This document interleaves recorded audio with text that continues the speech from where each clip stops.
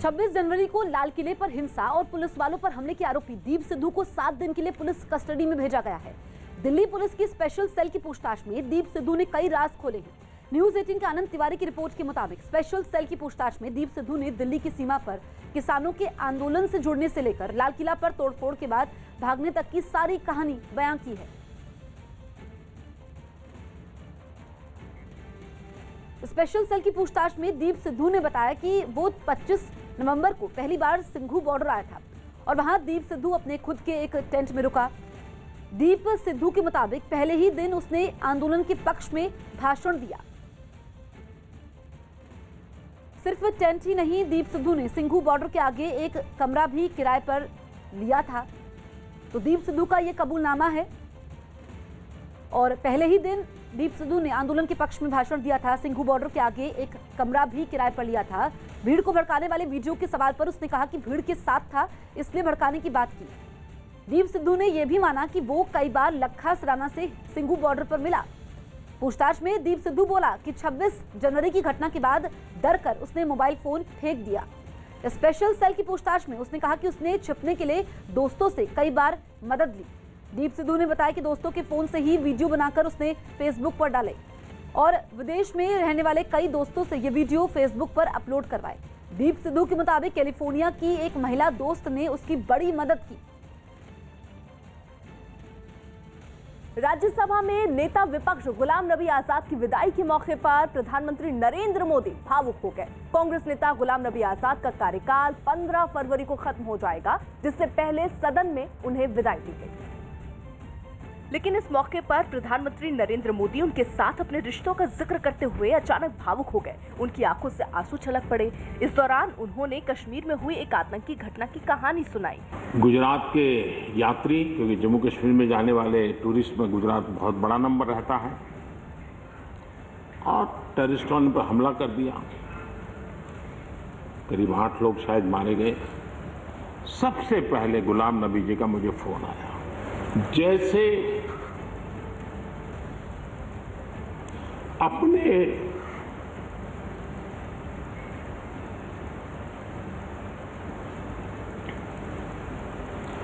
परिवार के सदस्य की चिंता करें,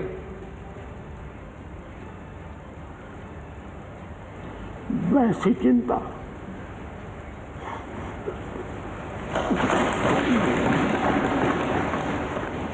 प्रधानमंत्री बार बार अपने आंसू पोंछते रहे। गला साफ करने के लिए कई बार पानी पिया। एक बार तो ऐसा हो गया कि वो बोल तक नहीं पाए। आंसुओं की वजह से उनका गला रुंध गया। जब आवाज नहीं निकली तो उन्होंने गुलाम नबी आजाद की तरफ देखते हुए सल्यूट किया। पद, सत्ता जीवन में आती रहती है, लेकिन उसे कैसे पचाना,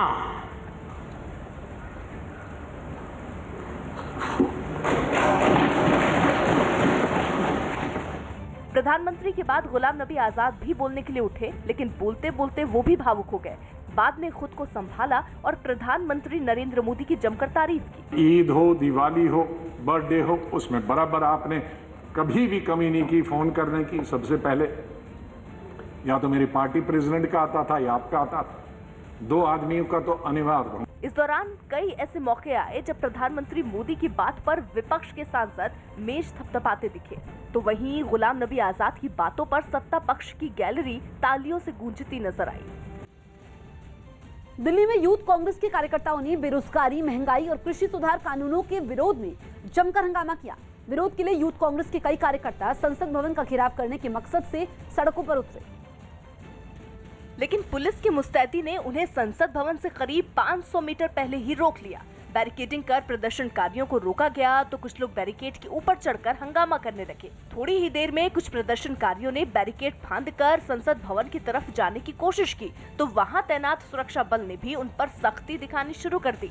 जो कार्यकर्ता बैरिकेडिंग लांघकर संसद भवन की तरफ जाने की कोशिश कर रहे हैं, उनको देखिए, और सैनिक बलों के जवान किस तरह से पकड़ करके और इस बस में ले जा रहे हैं। पुलिस के समझाने पर जब यूथ कांग्रेस के कार्यकर्ता नहीं माने तो एक एक कर कई प्रदर्शनकारियों को हिरासत में लेकर बसों में भरा गया।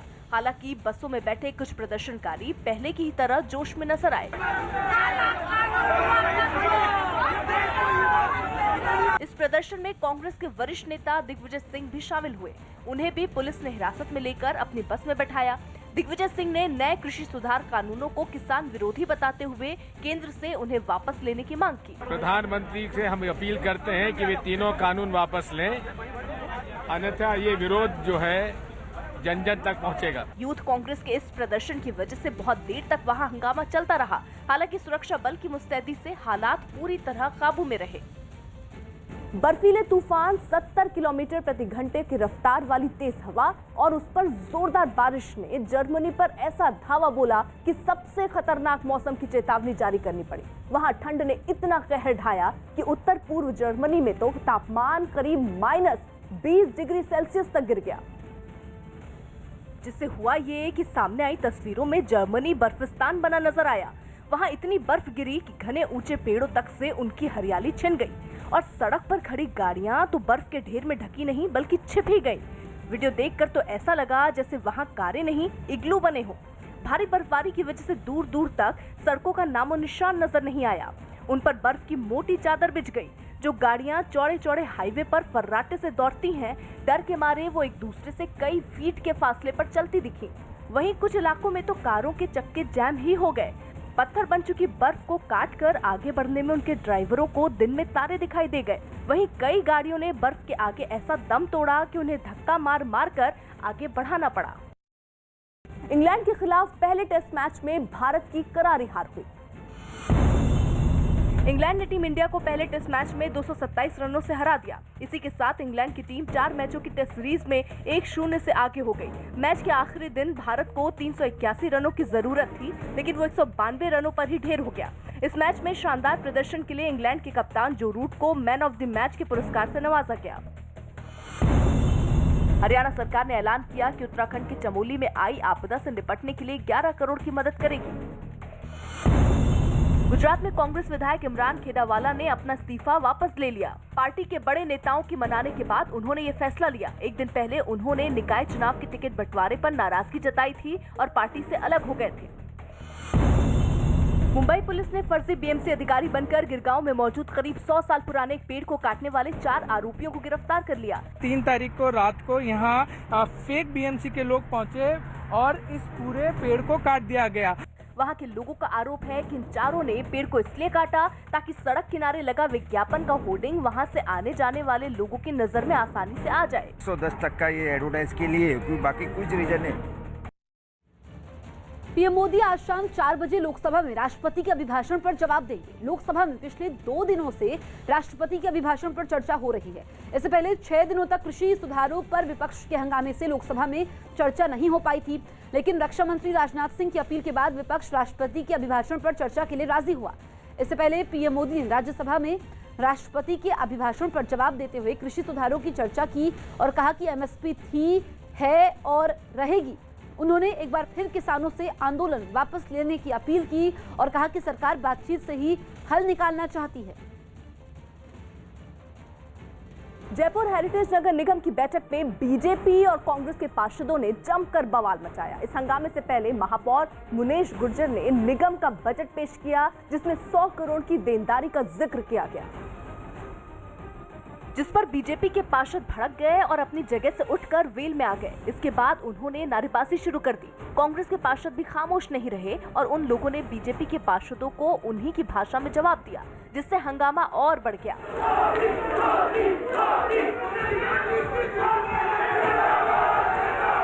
विवाद बढ़ा तो दोनों दलों के लोगों के बीच धक्का मुक्की तक की नौबत आ गई।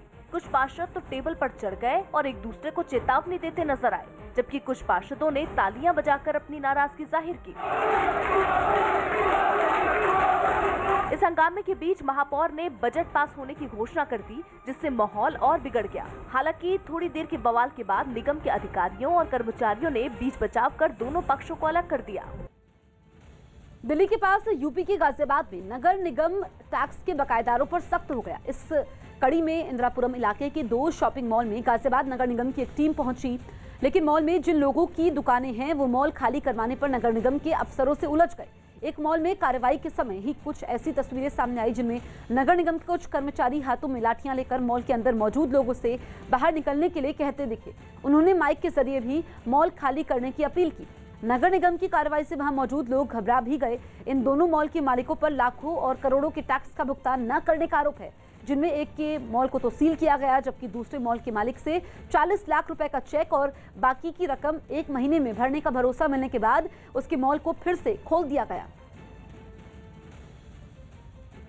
संपत्ति कर जिन जिन संस्थाओं पर बकाया है उनके विरुद्ध संपत्ति कर की वसूली के लिए विशेष वसूली अभियान चलाया जा रहा है।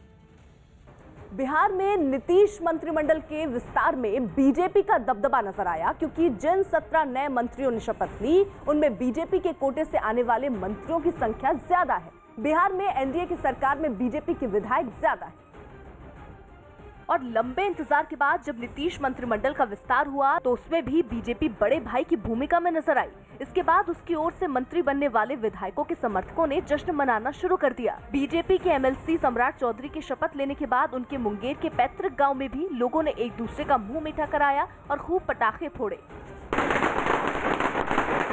इस बार बीजेपी के कोटे से जिन चेहरों को मंत्रिमंडल में जगह मिली उनमें सबसे खास हैं पार्टी के राष्ट्रीय प्रवक्ता शहनवाज हुसैन, जिन्होंने सबसे पहले शपथ ली।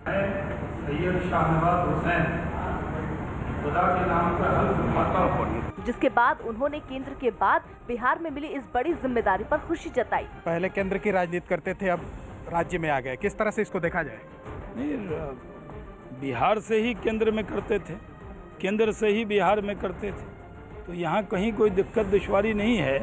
सेवा किया है, सेवा करेंगे। शपथ ग्रहण समारोह के थोड़ी ही देर बाद विभागों का बंटवारा भी हो गया और शहनवाज हुसैन को बिहार का उद्योग मंत्रालय सौंपा गया। इसके अलावा नीतीश मंत्रिमंडल में जगह पाने वालों में बीजेपी के दूसरे मंत्रियों को भी उनके विभाग सौंप दिए गए। पार्टी की ओर से 9 विधायक मंत्री बने, जिसमें चौथी बार विधायक बने नीरज कुमार सिंह नाम शामिल है। उन्हें पर्यावरण मंत्री बनाया गया। नीरज कुमार सिंह अभिनेता सुशांत सिंह राजपूत के चचेरे भाई हैं और उनकी आत्महत्या के बाद कई मौके पर दिखे थे। इसके अलावा सम्राट चौधरी को पंचायती राज मंत्री और जनक राम को खान और भूतत्व विभाग सौंपा गया। वहीं जेडीयू की ओर से शपथ लेने वाले 8 मंत्रियों में बीएसपी छोड़कर जेडीयू में आए मोहम्मद जमा खान का नाम भी शामिल है, जिन्हें अल्पसंख्यक कल्याण मंत्रालय की जिम्मेदारी मिली। यही नहीं, जेडीयू ने अपने कोटे से ही निर्दलीय विधायक सुमित कुमार सिंह को भी मंत्री बनाया और उन्हें विज्ञान मंत्रालय सौंपा। बिहार विधानसभा चुनाव के नतीजे आने के बाद नीतीश कुमार ने बीजेपी 2 डिप्टी सीएम समेत 7 और जेडीयू के 5 मंत्रियों के साथ शपथ ली थी। इसके अलावा जीतन राम मांझी की पार्टी हिंदुस्तानी आवाम मोर्चा के 1 और मुकेश सहनी की पार्टी वीआईपी के 1 विधायक को मंत्री बनाया गया था। लेकिन इस बार इन दोनों पार्टियों को कोई मंत्री पद नहीं मिला है, जबकि बीजेपी के कोटे के मंत्रियों की संख्या 16 और जेडीयू के मंत्रियों की संख्या 12 हो गई है, जिसे बिहार की सरकार में बीजेपी के बढ़ते कद का संकेत माना जा रहा है। हालांकि शपथ ग्रहण समारोह के तुरंत बाद ही बीजेपी के कुछ नेताओं की नाराजगी भी सामने आई। बीजेपी विधायक ज्ञानेंद्र सिंह ज्ञानू ने पार्टी के कई बड़े नेताओं को मंत्रिमंडल में जगह नहीं देने का मुद्दा उठाया और उन्होंने मंत्रिमंडल विस्तार में खासकर अगड़ी जाति के नेताओं को नजरअंदाज करने का आरोप लगा दिया। बीजेपी में तो लगभग 50% जीत गया है अपर कास्ट के लोग और उनको एक भी डिप्टी सीएम नहीं बनाया गया। मामले ने जब तूल पकड़ा तो बीजेपी नेता गोपाल नारायण सिंह ने पार्टी का बचाव किया। नाराजगी अगर किसी को है तो हाईकमान से बात करना चाहिए, उनकी नाराजगी दूर हो जाएगी। इसके साथ ही उन्होंने नेताओं को जाति की राजनीति न करने की सलाह दी। बीजेपी ने अपने सभी सांसदों को व्हिप जारी किया है। पीएम मोदी आज शाम 4 बजे राष्ट्रपति के धन्यवाद प्रस्ताव का जवाब देंगे। इस बीच बीजेपी ने अपने सभी सांसदों को व्हिप जारी कर सदन में मौजूद रहने के लिए कहा है। यूपी के पूर्व मंत्री ओम प्रकाश राजभर ने बीजेपी पर हमला बोलते हुए राम मंदिर के लिए चंदे के नाम पर घोटाले का आरोप लगाया। राजभर ने मंदिर के लिए इकट्ठा किए जा रहे चंदे में 1400 करोड़ के घोटाले का दावा किया। बीजेपी के 5 से 6 सांसदों ने टीएमसी सांसद महुआ मोइत्रा के पूर्व सीबीआई रंजन गोगोई पर दिए बयान के खिलाफ सदन में विशेषाधिकार हनन का प्रस्ताव दिया। यूपी के कासगंज में सिपाही की हत्या मामले में सीएम योगी ने दोषियों पर एनएसए के तहत सख्त कार्रवाई के निर्देश दिए। सीएम योगी ने कासगंज में शहीद पुलिसकर्मी के परिवार के प्रति संवेदना व्यक्त करते हुए 50 लाख की आर्थिक सहायता और सरकारी नौकरी देने के निर्देश दिए। पीएम मोदी आज शाम 6:30 बजे वीडियो कॉन्फ्रेंसिंग के जरिए वर्ल्ड सस्टेनेबल डेवलपमेंट समिट 2021 का उद्घाटन करेंगे। उत्तर अफ्रीकी देश मोरक्को के टैंजियर शहर से दिल दहला देने वाली तस्वीर सामने आई, जहां जमीन के नीचे बनी एक अवैध फैक्ट्री बाढ़ की चपेट में आ गई। उसमें मौजूद 28 कर्मचारियों की मौत हो गई। बताया गया कि लगातार हो रही भारी बारिश की वजह से ये हालात बने और चंद मिनटों में ही पूरी फैक्ट्री पानी से भर गई। सामने आए एक वीडियो में फैक्ट्री के अंदर सैलाब बहता दिखाई दिया और वहां मौजूद लोग अपनी जान बचाने के लिए ऊंचाई वाली जगहों पर बेबस खड़े नजर आए। दूसरी तस्वीर में कुछ लोग गेट की दीवार पर चढ़कर मदद को पुकारते दिखे। घटना की खबर पाकर पुलिस, एम्बुलेंस, दमकल और रेस्क्यू टीमें तुरंत वहां पहुंच गईं और बचाव अभियान शुरू कर दिया। लेकिन फैक्ट्री के अंदर जाने वाले रास्ते गर्दन तक पानी से भरे थे और ऐसे में लोगों की तलाश के लिए गोताखोरों की मदद ली गई। एक चश्मदीद ने बताया कि उन्हें जरा भी अंदाजा नहीं था कि एक पल में वहां सैलाब आ जाएगा। इस घटना ने पूरे इलाके में अफरा तफरी मचा दी। वहाँ कई लोग अपनों के खोने के बाद रोते नजर आए। इस वक्त की बड़ी खबर आपको बता दें, कासगंज हमला मामले में पुलिस को बड़ी कामयाबी मिली है। न्यूज़ 18 के अजीत सिंह की खबर है कि कासगंज के मुख्य आरोपी मोदी धीमर के भाई को पुलिस ने मुठभेड़ में मार गिराया है। खबर के मुताबिक मोदी के भाई एलकार सिंह को पुलिस ने ढेर कर दिया है, जबकि बाकी आरोपियों की तलाश चल रही है। तो कासगंज में पुलिस पर हमला हुआ था और अब मुख्य आरोपी के भाई को मुठभेड़ में मारा गया है। अजीत हमारे सहयोगी फोन लाइन पर मौजूद है। अजीत, और क्या जानकारी मिल रही है? देखिए, निश्चित जसप्रीत, जब पुलिस कल दबिश देने गई थी तो इन लोगों ने सिपाही और दरोगा को पीट कर लहूलुहान किया था और सिपाही की हत्या कर दी थी, जिसके बाद लगातार पुलिस की टीमें काम कर रही थी। जो आईजी हैं, डीजी वहां से, और बदमाश जो मोती था उसके भाई एलकार सिंह को पुलिस ने सुबह आपसे थोड़ी देर पहले मुठभेड़ में मार गिराया। उसके अलावा जो और आधा दर्जन लोग हैं उनकी तलाश पुलिस लगातार कर रही है और मुख्यमंत्री ने भी कहा कि इन सभी के खिलाफ एनएसए लगाया जाएगा, किसी को किसी भी कीमत पर छोड़ा नहीं जाएगा, चाहे जितना बड़ा और ताकतवर आदमी हो। तो पुलिस ने एक बदमाश को मार गिराया है, दूसरा और बदमाशों की तलाश जारी और लगातार पुलिस आसपास के गांव और जहां जहां संभावित ठिकाने हैं वहां भी दबिश दे रही है। जसप्रीत, तो एक कामयाबी है, आरोपी के भाई को मुठभेड़ में मारा गया है और योगी सरकार इस घटना के बाद सख्त है। हरियाणा सरकार ने डीआईजी अशोक कुमार को सस्पेंड कर दिया है। न्यूज़ 18 की चमन पलानिया की खबर के मुताबिक डीआईजी अशोक कुमार पर हरियाणा के गृह मंत्री अनिल विज के भाई कपिल विज से बदसलूकी का आरोप है। डीआईजी अशोक कुमार पर कपिल विज ने बदसलूकी और जान से मारने का आरोप लगाते हुए केस दर्ज करवाया था। पुलिस अब उनकी गिरफ्तारी के लिए छापे मार रही है। बताया गया कि हरियाणा के गृह मंत्री अनिल विज के भाई कपिल विज के साथ डीआईजी अशोक कुमार का किसी बात पर विवाद हो गया था। इसके बाद कपिल विज ने अंबाला में अशोक कुमार के खिलाफ एफआईआर दर्ज करवाई थी।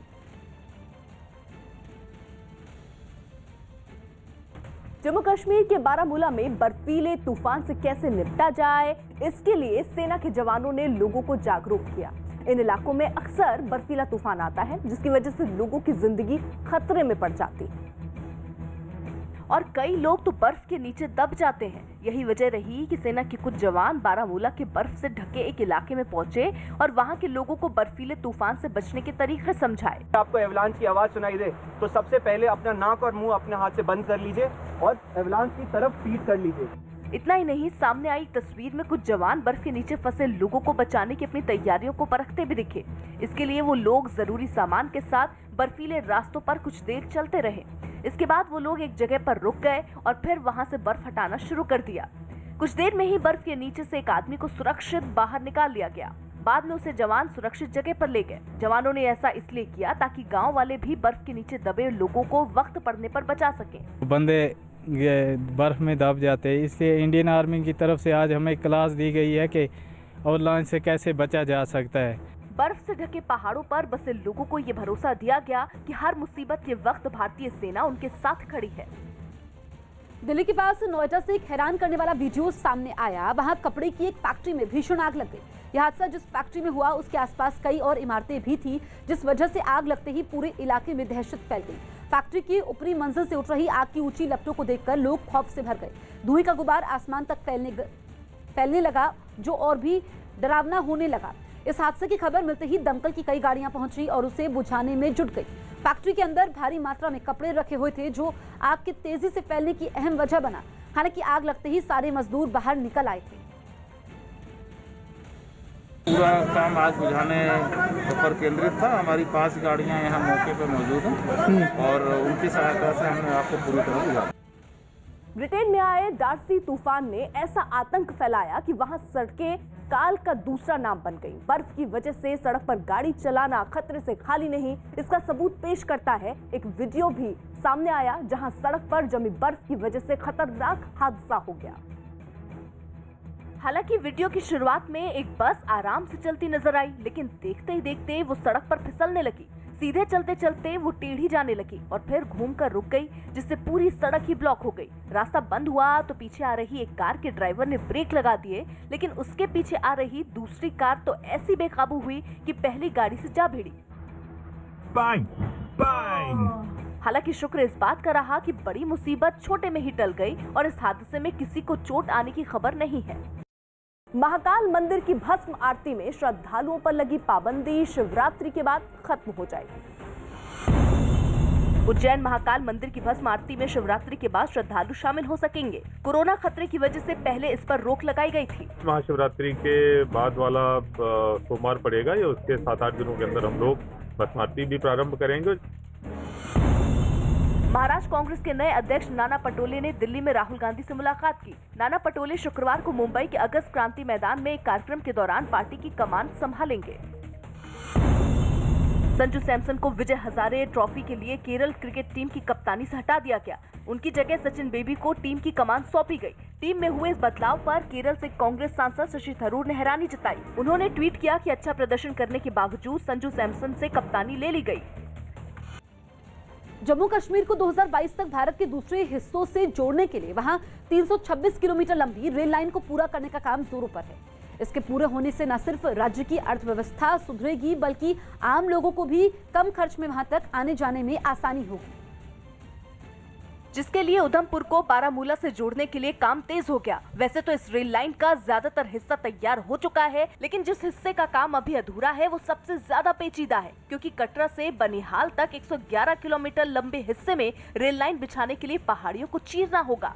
111 में से 104 किलोमीटर की टनल्स हैं और 5-6 किलोमीटर के आसपास इसमें ब्रिजेस हैं। कटरा से बनिहाल रूट पर ही चिनाब नदी के ऊपर आर्च आकार में एक पुल भी बनाया जा रहा है और इस पुल की खास बात यह है कि ये दुनिया का सबसे ऊंचा पुल होगा। ये पुल 359 मीटर ऊंचा है, जिसका करीब 60% काम पूरा हो चुका है और रेलवे की कोशिश है कि इसे मार्च तक पूरी तरह बनाकर तैयार कर दिया जाए। अगर इसकी फ्रांस की राजधानी पेरिस में मशहूर आईफिल टावर से तुलना की जाए तो ये उससे भी करीब 35 मीटर ऊंचा है। दावा है कि इस पुल को बनाने के लिए 24,000 टन स्टील का इस्तेमाल किया जा रहा है और इसमें आर्च बनाने के लिए स्टील के 220 टुकड़ों को जोड़ने का काम जारी है। बताया गया कि इस पुल का 467 मीटर हिस्सा इसी आर्च पर टिका होगा। किसान आंदोलन पर ट्वीट करने वाली ग्रेटा थनबर्ग से यूएन के पूर्व अधिकारी ने चिट्ठी लिखकर नाराजगी जताई। न्यूज़ 18 के अमिताभ सिन्हा की रिपोर्ट है कि संयुक्त राष्ट्र के सस्टेनेबल एनर्जी फॉर ऑल कार्यक्रम के पूर्व सीईओ मोहिंदर गुलाटी ने ग्रेटा थनबर्ग को नसीहत दी कि वो भारत के आंतरिक मामलों में ना पड़े और खुद को जलवायु परिवर्तन जैसे मुद्दों तक ही सीमित रखें, क्योंकि भारत के किसान आंदोलन को समझना उनके बस की बात नहीं है। साथ ही ग्रेटा थनबर्ग के ट्वीट पर नाराजगी जताते हुए लिखे गए इस खुले खत में उन्होंने 4 मुद्दों का भी जिक्र किया और उनसे पराली जलाने और भ्रष्टाचार के मुद्दे पर कुछ अहम सवाल पूछे। इन सवालों के जरिए मोहिंदर गुलाटी ने ग्रेटा पर आरोप लगाया कि उन्होंने अपनी ताकत का राजनीतिक इस्तेमाल शुरू कर दिया है। किसान आंदोलन के बीच कांग्रेस भी किसानों के बीच अपनी पैठ जमाने की कोशिश में जुट गई है। पश्चिमी यूपी में कांग्रेस जय जवान जय किसान पंचायत करने जा रही है। न्यूज़ 18 के अजीत सिंह की रिपोर्ट है कि आज प्रियंका गांधी सहारनपुर में इस पंचायत को शुरू करेंगी। प्रियंका गांधी सहारनपुर में पंचायत को संबोधित भी करेंगी। कांग्रेस ने पश्चिमी यूपी के 27 जिलों की 134 तहसीलों में इस तरह की किसान पंचायत करने की तैयारी की है। सहारनपुर में प्रियंका की मौजूदगी के समय सचिन पायलट, रणदीप सुरजेवाला और हार्दिक पटेल समेत कई नेता किसान पंचायत में शामिल होंगे। कांग्रेस की पंचायत से पहले ही बीजेपी ने प्रियंका गांधी पर हमला शुरू कर दिया। यूपी के मंत्री मोहसिन रजा ने प्रियंका गांधी के पति रॉबर्ट वाड्रा का जिक्र करते हुए कांग्रेस को किसान विरोधी करार दिया।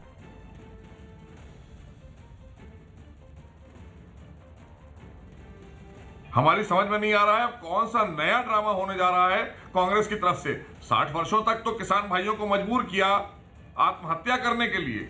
कभी लाशें पेड़ों पर मिलती थीं तो कभी खेतों में मिलती थीं। ये कांग्रेस की सरकार थी और आज जा रहे हैं आप किसानों के हमदर्द बन के।